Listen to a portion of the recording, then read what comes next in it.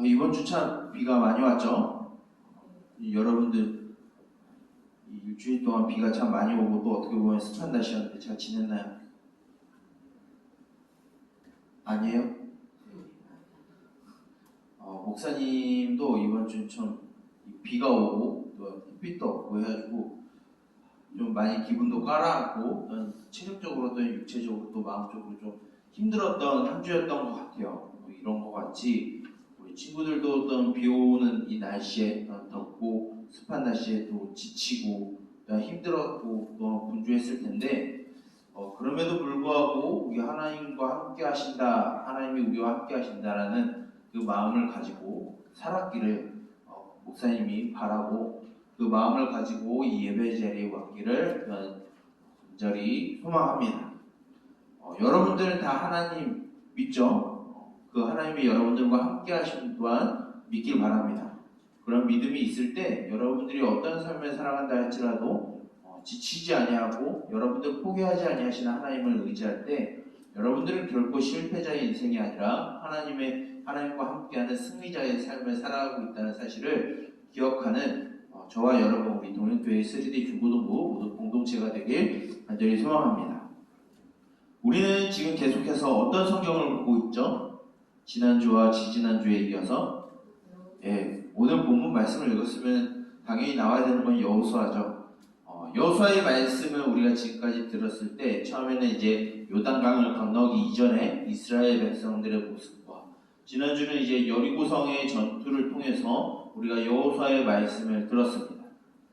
이러한 이야기의 흐름 안에서 오늘 우리가 읽은 여호수아 14장의 내용은 이제 이스라엘 백성들이 가나안 땅에 있는 그 정복 전쟁을 마치고 이제 땅을 분배받고 그 땅을 이제 정착해서 살아가야 되는 부분을 보여주고 있습니다.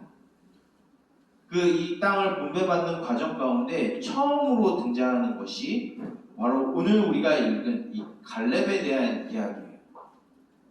원래 이제 이스라엘 백성들이 오늘 읽진 않았지만 이 앞에 있었던 내용들은 무엇이냐면 이제 가나안 정복 전쟁이 끝나고 요단강 동쪽에 있었던 지파들이 이제 그 동쪽 땅을 분배받는 일에 대해서 말해주고 있습니다. 이제 요단 동편의 땅을 이제 다 분배받고 나서 이제 가나안 땅, 요단 서편의 땅을 이제 9지파 반에 있는 사람들이 이제 그 땅을 분배받아야 되는 과정 가운데 있어요. 이 분배받는 첫 번째 첫 걸음을 이제 갈렙이라고 하는 사람이 띄고 있습니다. 이 갈렙이 자신의 기업과 유다 지파의 이런 기업을 받기 위해서 그 땅을 분배받기 위해서 이 갈렙이라는 사람은 이제 여호수아 앞에 유다 지파와 사람들과 함께 나아가게 됩니다. 여기에서 이 갈렙이 요구하고 있는 것이 오늘 말씀이에요. 갈렙은 그냥 갑자기 찾아와서 이 땅을 우리에게 주세요라고 말하지 않고 오래전에 갈렙이 들었던 그 약속을 근거로 삼아서 오늘 여호수아 앞에 나와 이 땅을 달라고 이야기하게 됩니다. 이 갈렙이 요구한 땅은 헤브론이라는 도시를 요구하고 있어요. 이 헤브론이라는 도시는 그렇게 사람이 풍요롭고 부유하게 살 만한 땅은 아닙니다. 헤브론이라는 도시는 깊은 산 중에 험한 산 중에 있었던 그런 크고 강한 성이 있는 도시예요. 그래 농사를 짓기 편한 땅도 아니고 목축을 하기 좋은 땅도 아니었습니다. 근데 갈렙은 이 헤브론 땅을 구하고 있어요. 그런데 이 갈렙이 왜 그런 풍요로운 땅, 그런 부요를 축적할 수 있는 그런 땅이 아니라 헤브론이라는 그 첩첩산 중에 있는 그런 땅을 구하고 있을까요? 우리 그 이유를 우리 말씀을 통해서 좀 알아봤으면 좋겠습니다. 갈렙이 이러한 약속을, 이런 땅을 달라고 했을 때 보여주고 있는 근거는 약 40년 전에, 갈렙 기준으로 해서 40년 전에 갈렙이 받은 약속에 근거하고 있어요.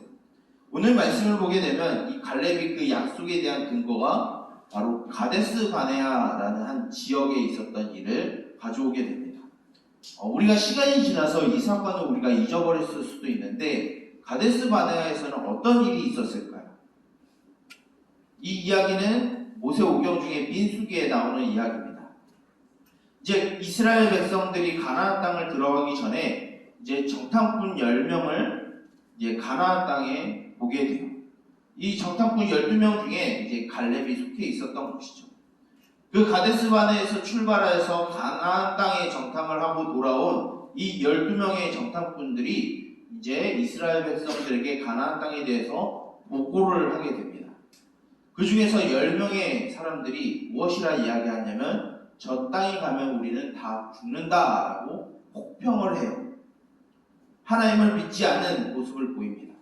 이 말을 들은 이스라엘 백성들은 다시 이집트로 돌아가려고 하는 모습을 보이죠.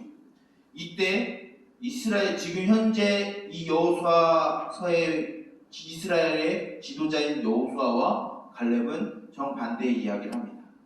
그 땅은 비록 강하고 그 땅에 있는 사람들은 비록 키가 크고 힘이 센 사람들이 넘쳐나지만 하나님이 우리와 함께하고 우리를 지키시기 때문에 우리 가서 넘어가서 그 땅을 차지하자라는 말을 하게 됩니다. 그런데 40년이라는 세월이 지났다라고 이야기를 하고 있죠. 왜 40년의 이 세월이 지났느냐? 이스라엘 백성들은 이 갈렙과 여호수아의 말을 듣지 않고 그 땅을 혹평한 10명의 정탐꾼의 말을 듣게 됩니다. 그로 인해서 이스라엘 백성들은 40년 동안 사막 광야길을 걷게 되죠. 이런 광야길을 걷게 되는 가운데 하나님은 이 갈렙과 여호수아에게 약속하신 것이 있어요. 너희들은 이 광야 40년에 죽지 않고 가나안 땅에 들어갈 것이고 너희들이 차지할 그 모든 땅을 너희가 얻게 될 것이다 라고 하나님이 모세를 통해서 주신 약속이 있었어요. 그 약속을 가지고 갈렙이 여호수아에게 나와서 당신도 40년 전에 이 약속을 들은 것과 같이 이제 가나안 땅의 정복전쟁이 마치고 그 땅을 얻는 부분에 있는데 이제 그 약속을 이루기 위해서 이제 헤브론이라는 도시를 내가 갖길 원합니다. 그 땅을 우리에게 주십시오. 나에게 주십시오 라고 하는 말씀이에요. 즉 갈렙은 하나님의 약속에 따라서 이 땅을 헤브론이란 이 척박한 땅을 구한 거예요. 그럼 왜 굳이 다른 도시들도 있는데 이 헤브론이라는 도시를 구하고 있을까요? 다시 원점으로 돌아와서 이 헤브론이라는 도시를 우리가 조금 생각해 볼 필요가 있어요. 헤브론은 아주 특별한 장소가 있습니다.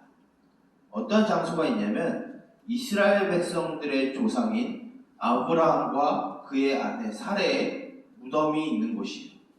또한 그 아브라함의 아들인 이삭과 그의 아내 리브가가 묻힌 땅이기도 해요. 그리고 그 이삭의 아들 야곱과 그의 아내 레아가 묻힌 땅이기도 해요. 즉 헤브론은 조상들이 묻혔던 땅이 바로 헤브론이라는 곳입니다. 이 땅을 갈렙이 요구한 것은 하나님의 약속이 있는 땅이기에 갈렙이 요구한 거예요. 하나님의 약속이 있다라고 하는 것은 하나님이 그 땅을 통해서 이루실 하나님의 목적과 하나님의 약속이 분명히 있음을 신뢰하고 그 땅을 구하는 거예요. 즉 쉽게 말하면 하나님과 함께 살아가고 하나님의 약속하신 것을 바라보기 때문에 헤브론이라는 도시를 구하는 것이죠. 그 땅은 결코 부유함을 주는 땅은 아니었어요. 인간이 바라보는 행복함을 주는 땅은 아니었어요. 그런데 갈렙이 바라본 그 땅은 무엇이냐면 하나님과 함께 살아가는 그것을 바라보고 그 헤브론 땅을 구하는 거예요. 이 말씀을 오늘 이 시간 우리가 구하는 것은, 우리가 듣는 것은 우리가 하나님을 믿는 삶으로서 우리가 하나님께 바라봐야 되는 것은 갈렙과 같이 헤브론을 구하는 것이다. 우리가 많은 사람들이, 그리스도인들이, 하나님을 믿는다고 하는 사람들이 하나님 앞에 구하는 것은 하나님의 약속을 구하지 않아요. 하나님과 함께 살아가는 것을 구하지 않아요. 여러분들이 하나님께 구하고 있는 것은 무엇인가요? 혹 여러분들은 좋은 성적을 받고 좋은 대학에 가기를 원하는 그런 기도를 혹시 하나님께 하고 있나요? 아니면 여러분들이 수많은 사람들에게 인기와 인정을 받기를 원하는 그런 마음을 얻는 것을 하나님께 구하고 있나요? 아니면 이 세상에서 가장 강력한 힘을 얻고 이 세상에서 누구도 남부럽지 않는 행복한 삶을 얻기를 원하는 것을 하나님께 구하고는 있지 않나요? 하나님과 함께 살아가는 것은 배제하고 그것은 나 몰라라 하고 하나님과 함께 살아가는 것은 난 모르겠고 나에게 많은 돈과 인기와 명성을 얻는 것이 나의 좀 더 좋은 성적과 대학을 갖는 것이 나에게 더 필요하니까 그것을 나에게 주세요라고 구하고는 있진 않나요? 물론 그것이 우리의 삶에 있어서 우리가 이 땅에 살아가서 감에 있어서 완전히 필요 없다라고는 말할 수는 없어요. 근데 우리가 하나님께 구해야 되는 것은 그러한 것들이 아니라 그런 돈과 인기와 명성과 여러분들이 그렇게 바라는 그런 좋은 성적들, 대학들 어떻게 보면은 솜사탕과 같은 거예요. 여러분들 솜사탕은 어떤가요? 먹기 전에 그 솜사탕의 모양은 어떤가요? 굉장히 크고 또한 그 색깔이 아름다울 거예요. 근데 그 솜사탕에 침 한 방울이 붙는 순간 어떻게 될까요?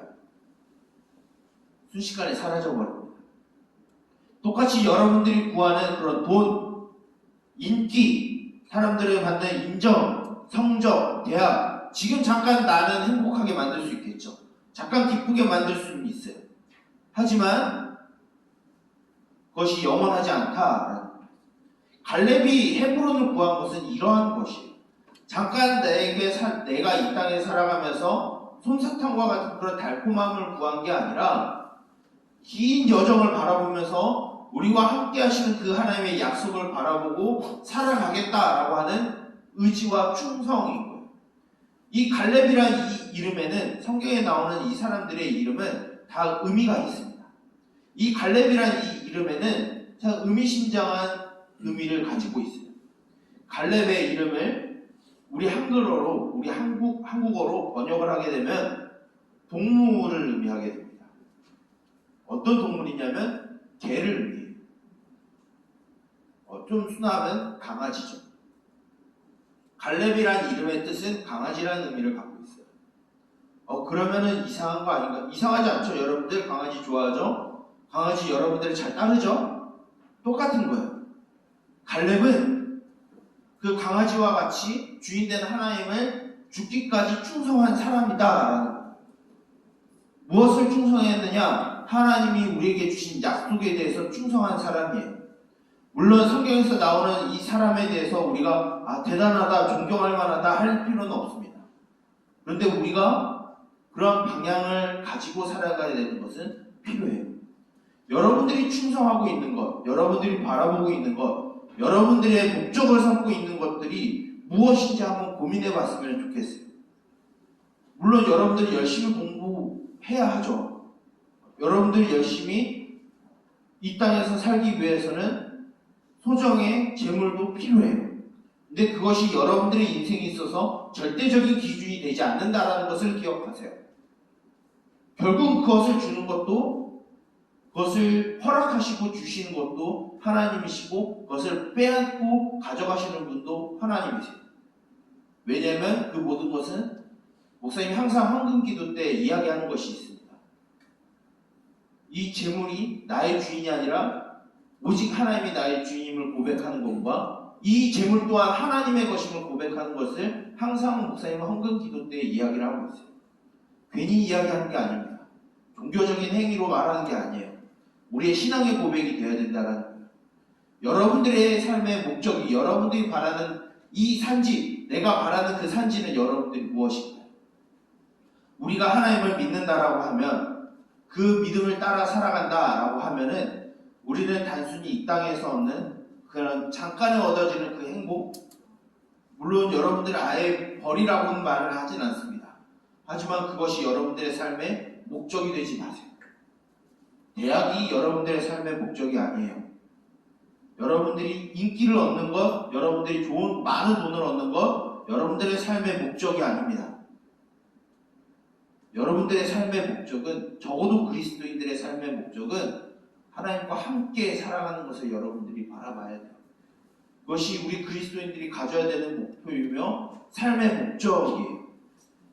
이런 대학이나 돈이나 이런 것들은 무엇이냐면 하나님과 함께 살아갈 때 사용할 수 있는 도구이자 수단에 불과한 거예요. 결국은 썩어지고 망하고 사라지는 것뿐이에요. 이것에 대해서 사도 베드로는 썩어지고 망하고 쇠하여 없어지는 것에 대하여서 소망을 두지 말라라고 사도 베드로는 이야기하고 있어요. 여러분들이 이와 같이 하나님께 충성하였었던 강아지라는 이름을 갖고 있는 이 갈렙과 같이 여러분들이 하나님의 그 약속을 신뢰하고 여러분들에게 주어지는 그 잠깐의 달콤함에 빠져서 살아가는 것이 아니라 그것에 여러분들이 생명을 두고 목숨을 두고 시간을 투자하고 그렇게 열의를 다해서 그것에 목적을 두고 살아가는 것이 아니라 여러분들과 함께 하시는 그 하나님과 살아가는 것을 여러분들의 삶의 목적으로 두고 살아가길 원합니다. 그런 것이 우리가 에덴 동산에서 살아가는 거예요. 그런 것을 목표로 하는 것이 바로 에덴 동산을 회복하는 겁니다. 우리들 안에 이러한 마음이 회복되었을 때 하나님은 우리 가운데 찾아오실 거예요.